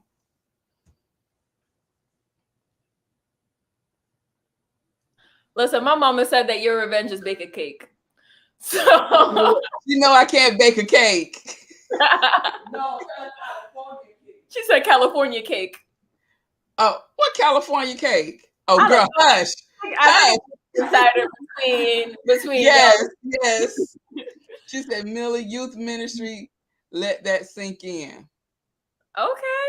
Listen, that's what I'm saying. I really don't know where walk right past Walk them. right past Listen, them. I will be Ray Charles. Yes, I will be Ray. exactly. I will be Stevie Prayer Wonder. reading the Bible healed me and kept me from killing my ex-husband. I'm not joking. Girl, oh my goodness. I remember when you were going through that. I mean, not that part, but I remember, I don't know like what you went through, but I remember you when you were saying that you was going through a divorce. And this was like some years ago. So it must have been what, about 3-4 years ago? She said the Bible, reading the Bible and prayer is what kept him still here on this earth. He could have still been here. He would have been 6 feet under. But You're hilarious. You're hilarious.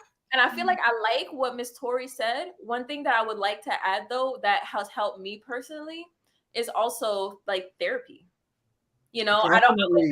necessarily say that I have like an actual clinical therapist, but it's one of those things where, like, for example, in Revelations, it says that we overcome by the blood of the Lamb and the words of our testimonies, right?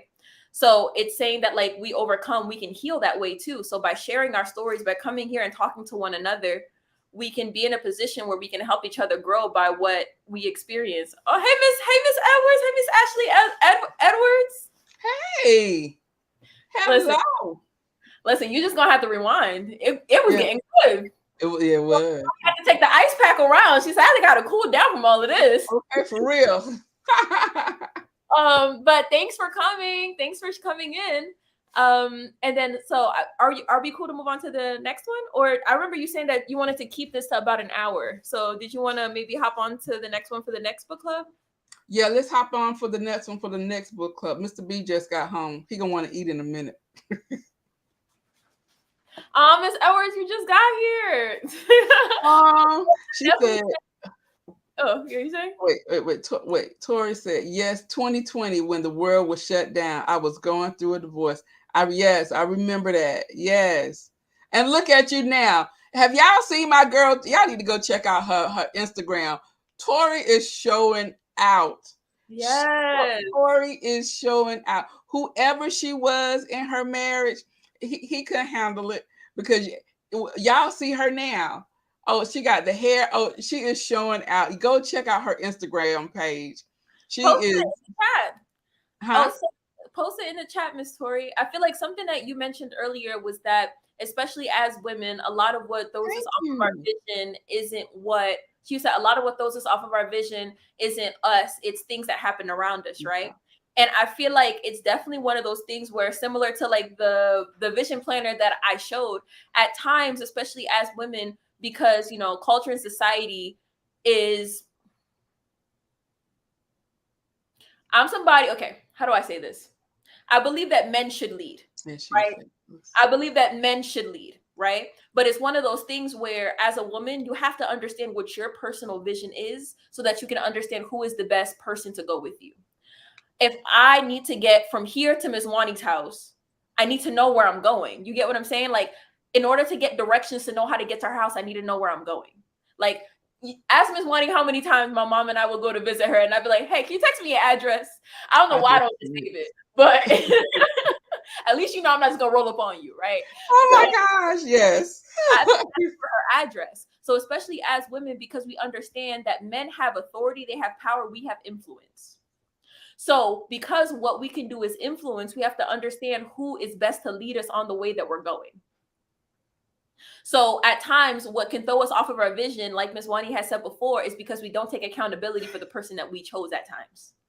Because Mm-hmm. if we understand, or if you are a woman who desires to be led by a man, you have to understand where you're going to understand who the best leader is. Well, right now you're sounding like the last book. I mean, I'm not saying control. I'm just saying Yes, lead, right? yes. I'm not. So I feel like a lot of times people think like submission is a dirty word. People think that like leadership is a dirty word, right? Where at the end of the day, I'm gonna be honest, right? When I hop in the car, I don't care how we're getting to Miss Wani's house, as long as we get to Wani's house, As long as we get right? ahead of it.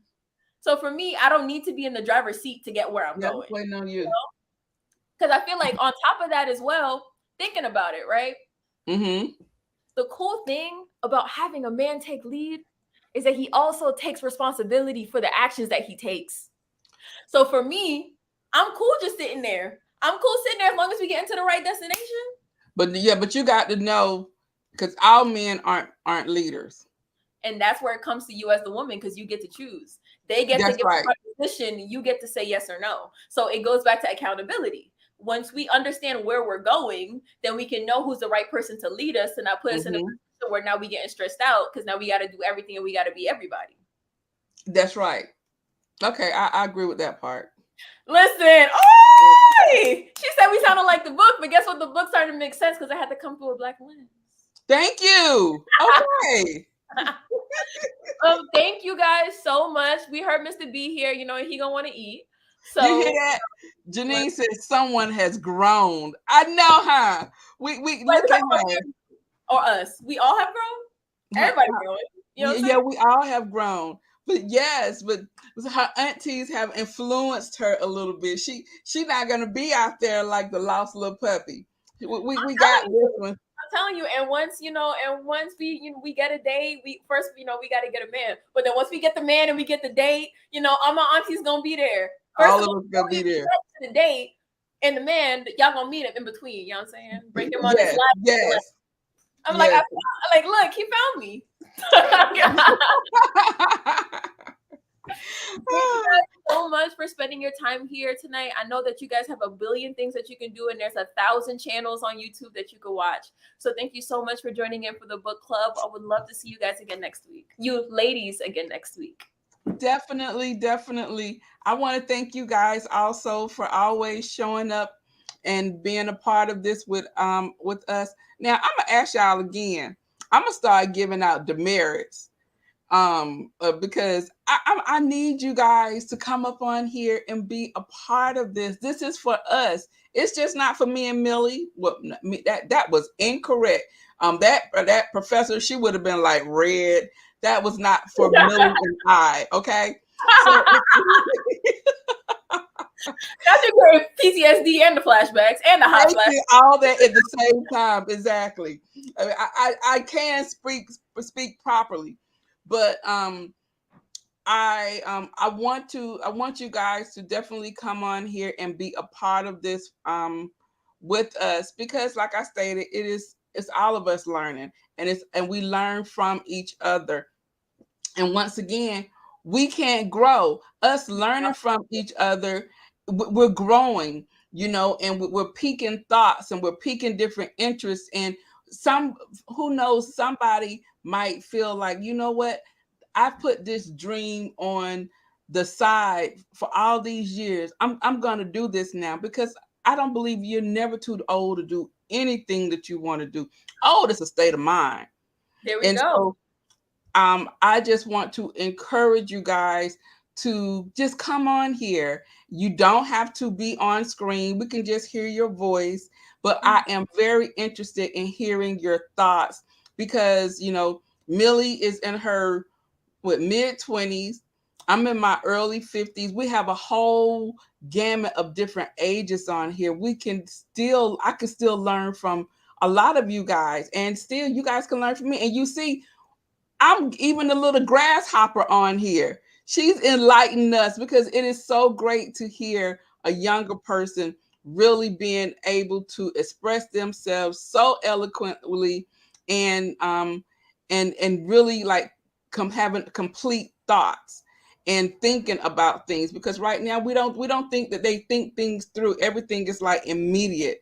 And so it's great to know that, we can all have this dialogue, and that we can learn and feed off of each other. We have, wait a minute, let me The see. children are our future. Teach them well and let them lead the way. Sunny Day say, see y'all next week. Be safe and be kind. One second. Last thing I wanted to say is I came up with the price, $9.99. If you guys would like it, my email is in the comments. Email me if you guys would like a copy of it, and with a picture of yourself that you would like to use. I can animate it and everything like that, and it'll be really cute. Oh yes, okay. So you do that. So now, Millie has given you her merch information, and we're gonna put it. Oh well, we have it ready, Millie, for next week, because we'll show it again next week, and then we'll have it, so I can have it and I can put it into the post in the chat. Yes. Okay. Shameless plug. No, tell her no shameless plugs. I'm a prayer first. So what does she want to say? I uploaded a video today, and I kind of doubled my voice over. So Millie, I have to. your sofa talking? When your mama get that sofa? You know what? Meta is coming out with new things every day. This is the newest in line. Gabba Gabba Talk, Alfombra.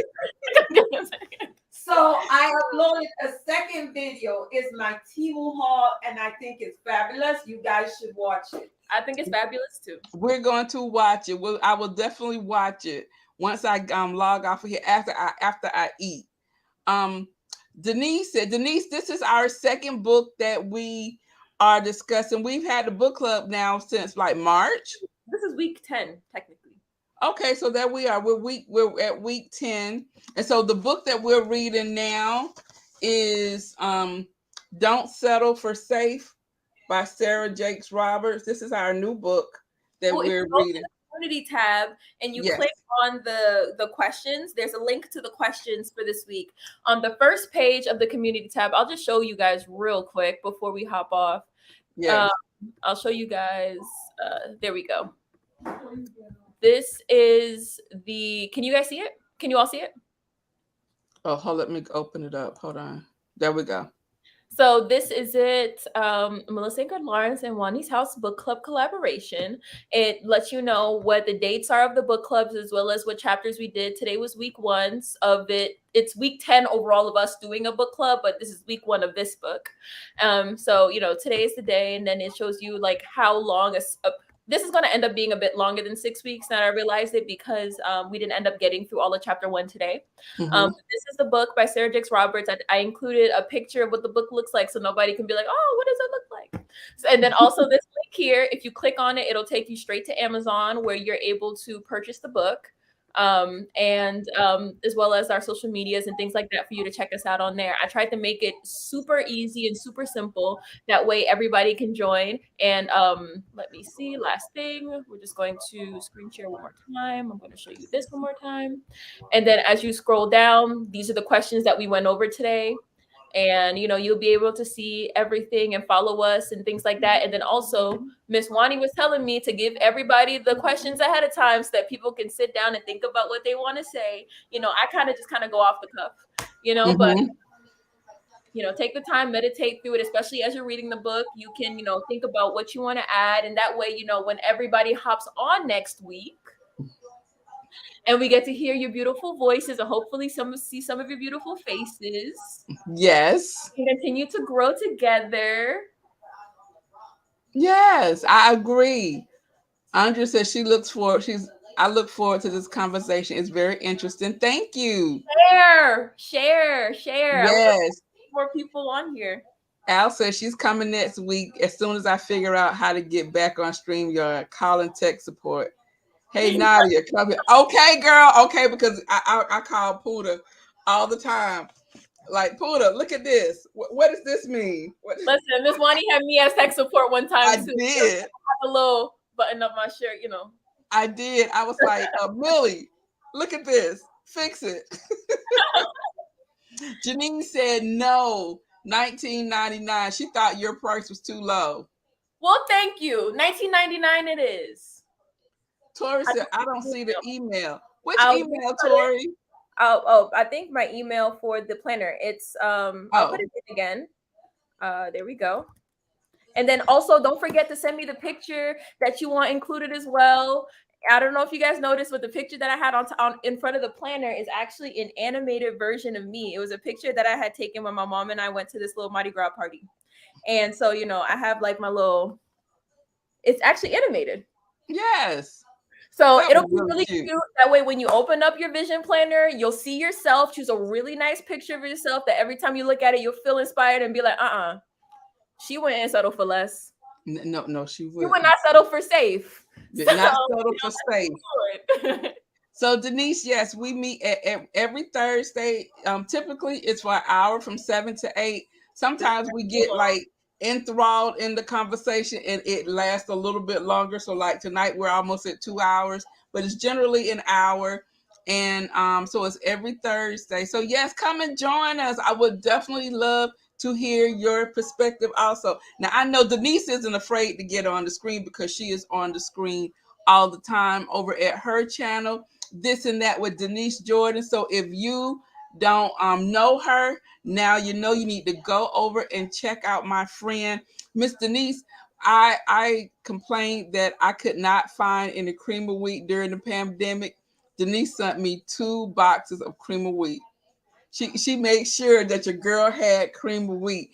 Her channel is about homemaking and she cooks. She tells you about like shopping and prepping food and all that those types of things. So you will definitely like her. And she's funny. She's kind of quirky. So I really like watching her. So if you don't know Denise, go over and check her out. I reposted my email in the chat. Yeah, I reposted my email in the chat. So, email me there. Yes. You posted your email where? In the chat. No, you can't post nothing. I don't see it. Oh. You post it in your chat. Well, actually send it to me. And I'm gonna send it to my mama and then she gonna send it in the chat. 1 second, because I want to make sure. Because I thought I was just messaging this over and over again. So okay. I'm like, I don't see it. All right, I just texted it to my mama. My mama gonna post it. Yeah. That's nice. Cream of wheat. Yes. Yes, Indra. She sent me some cream of wheat. Two, and not the small boxes. She sent me 2 big boxes of cream of wheat during the pandemic. So if something happened, we was gonna have cream of wheat for a while. I don't know about y'all, but I drink my cream of wheat. I don't use a spoon. Oh my goodness, I no. drink it. I put it in a. I put it in a mug. Oh no. Oh, that's it right there. Yes, for your own. Yes, there we go. Don't forget to send me a picture that you would like as well. Yes. I want you guys to be able to see it. Like, for example, like as the Bible says, write the vision down and make it plain. It's so that you can see it. Mm-hmm. And that is, oh my goodness. I remember. Okay, I'm gonna say this and then we're gonna go because we always do this. Okay, we always do this. But I don't know how many of you guys used to watch the show, Being Mary Jane. With Yeah. I love that show, and what I loved about that show, and Gabrielle Union's character was, is that she would write down her thoughts and her visions. Remember, she would use a post-it and she Yes. would have it all over her mirror. So when she's brushing her teeth, she sees what she's asking God for, what she's trying to manifest. And she actually saw it. Now, her life was a mess. So I don't know. It's probably that a lot of that we did not see was to clean up this mess that I created. But I loved the concept of that, of her putting those things out there for her to see all the time, every day. So She said, what, quirky, haha. I made some cream of wheat yesterday. I'm recovering from a cold. Girl, I have opened a couple of bottles of cream of wheat since then. Oh my goodness, I love it. I oh, love it. and then I saw her other comment. Yes, Oh, I if you rewind it a little bit, I actually went through like the different portions of the planner. Interestingly enough, so the coolest thing is, something I believe is that when God sends vision, like when God releases a vision, He also sends confirmation. And the coolest thing is, just before we started this book, I was like, goodness, I've been trying to upload these videos. I've got so much going on, and every week we'd get on here, and I'd be like, yeah, I'm doing it, I'm doing it, I'm doing it. And what I realized is that a vision is only as good as the steps that you initiate to try to get it done. So I created a vision planner for myself with the different things that I knew that I would need in order to be able to accomplish the vision that I had set out for. And when I was going over and when I was looking at it, I was like, this lines up so well with the book that we're doing. So as we're going through these questions and we're getting an idea of what our vision is, and we're not settling for safe, it could be cool for all of us to, get the planner. And then as we're going through this, everybody has visions, everybody has goals, and that we can help each other reach it. mhm. And we can go back and look at this vision planner. The reason why I have us being able to go back to the vision every single month is so that as we're planning our life month by month, we can see how close we're getting to it. And we can also go back Yes. to reference towards it as we're making our next steps. Plus accountability. Plus Yes. accountability, because we're all here together to be able to say, Yes. now you said you wanted to be a Black Martha Stewart. How are we doing this? How we doing it? And Denise, we were also talking about like what happened to your dreams. And cheer each other on, yes. Yes, what happened to your dreams? What was it that you wanted to do and you put it to the side because life happened? Something came up or whatever the case may be. And I said, a lot of times people stop dreaming, and we're never too old to reach our goals. We don't have goals anymore. A lot of times we're living day to day. We're just existing. We make it to the next day. No one plans for anything. What are our goals? What are our dreams? And I A want us good to get planner, that. your life is spent. What Because, you mean? because I plan everything. I say that a lot. I plan everything. I planned my sister's move. She didn't have to do anything. I planned everything. Yeah. Got everything. From when she moved from Georgia to California with me, I did everything. And the only thing she had to do was pack, and I be doggone, she didn't do that. And lastly, something else just to add, I'm selling it. At first I said nine. I'm selling the planner. The cool thing is that, I put my email, my mom put my email in the chat because I kept posting it myself, and apparently it said, nah, Shawty. So my email's right there. If you email me with with a picture that you would like. At first I was going to sell it for $9.99, but I'm glad Miss Janine Taylor told me don't undersell myself, that it should be going for $19.99. So it'll be $19.99. You send that to me. Once you email me your picture, and just I'll send you guys screenshots of what it looks like if you email me with your picture and just what you would want. I can edit some of the themes and stuff like that to make it personalized to you. And I can add your picture on it and everything, like what you see. If you rewind the video a bit, you see everything that comes with it, and I think it'll be just really cool for us to be able to go through this together. Yes. Yes. And also, if you guys want this as well, one of my first videos that I was thinking about posting that I realized I will is going through how it works, how the links work and everything like that. That way, That'd be good. we can get vision. We can go after vision together. Okay. Look at that. Look at a little grasshopper. My mama said, "In Jesus' name," and you got Oliver giving his testimony. Okay, you got Oliver in the background. Oh my goodness. All right, guys. So we're almost at 2 hours. We are going to go ahead and shut this down. Mr. B has started eating dinner without me. You see that? I was waiting on him. He gonna eat without me. Last thing, make sure to go to my mom's channel and check out her Temu video, Designs by V. She did her Temu video. I seen it. It was great. She did a lot of really cool things. I love the intro. Make sure you see the intro. She did a lot of really cool things with that. I think you guys will really enjoy it. Okay. She said, now I've been missing my beautiful. I'm loving this. I will place it on my order today. Baby girl got it going on. Yes, she does. Yes, she does. Oh, look at her. Look at a little grasshopper. Yeah, girl. Mr. B couldn't wait. Listen, he's going to be eating all of it without you. Yes, that's V's daughter. Thank you, Miss Denise. I got my first sale. Look at that. Thank you. Yes. All right, guys. So we're going to go ahead and close this out. I want to thank you all for joining us again and spending your Thursday evening with us. We will see you next Thursday at 7 o'clock. And the questions, they're the same questions. So we're on chapter 2's question. We're going to go into chapter 2 and probably chapter 3. Yeah, no, that was chapter 2.